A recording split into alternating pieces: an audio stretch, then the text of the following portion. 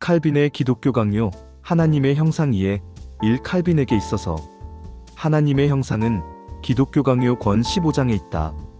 칼빈은 하나님의 형상을 이해함에 있어서 삼위일체, 인간의 창조 섭리론의 영역에 있으며 하나님의 형상은 인간의 창조의 한 부분에 속해 있다. 이것은 하나님의 형상은 하나님의 창조를 전제로 이해하고 있다는 점을 염두하면서 약술하고자 한다.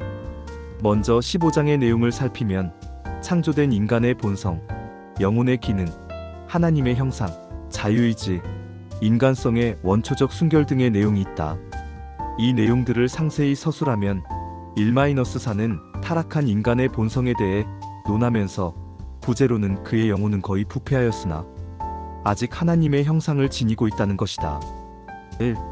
하나님은 인간을 순결하게 창조하셨으므로 인간은 죄에 대한 책임을 창조주에게 돌릴 수 없다. 인간은 하나님의 모든 창조물 가운데 하나님의 지혜, 선을 보여주는 가장 고귀하고 두드러진 표본이며 우리 자신에 대한 인식이 없이는 하나님에 대한 명백하고 완전한 지식을 가질 수 없다는 것이다. 이것은 곧 인간에 대한 지식에 대해서 첫째, 인간이 처음 창조되었을 때 우리의 상태는 어떠했는가에 대한 지식이며 둘째는 아담이 타락한 후 인간의 상태는 어떻게 되었는가에 대한 지식을 살펴야 한다는 것이다.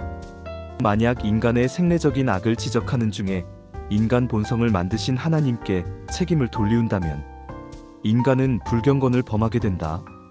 만약 인간의 죄성을 하나님께 책임을 전가한다면 인간의 본성이 얼마나 사악한 것임을 밝히는 것이다.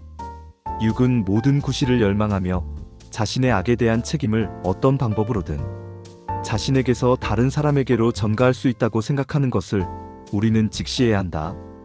이 악한 의도를 우리는 경계하며 반대해야 한다. 우선 인간의 창조 원형인 아담은 흙으로 지음을 받았다는 사실과 인간의 교만에 대하여 견제가 된다는 것을 알아야 한다. 흙으로 지음받은 인간은 흙과 티끌에 지나지 않는 인간, 자신의 탁월함을 자랑한다는 것은 어리석은 일이기 때문이다. 그럼에도 불구하고 하나님께서는 흙으로 만든 인간에게 생명을 불어넣으셔서 불멸의 영혼이 거주할 수 있는 집이 되게 하셨다는 것이다. 따라서 아담은 창조주 하나님의 크신 관대하심을 자랑할 수 있었던 것이다.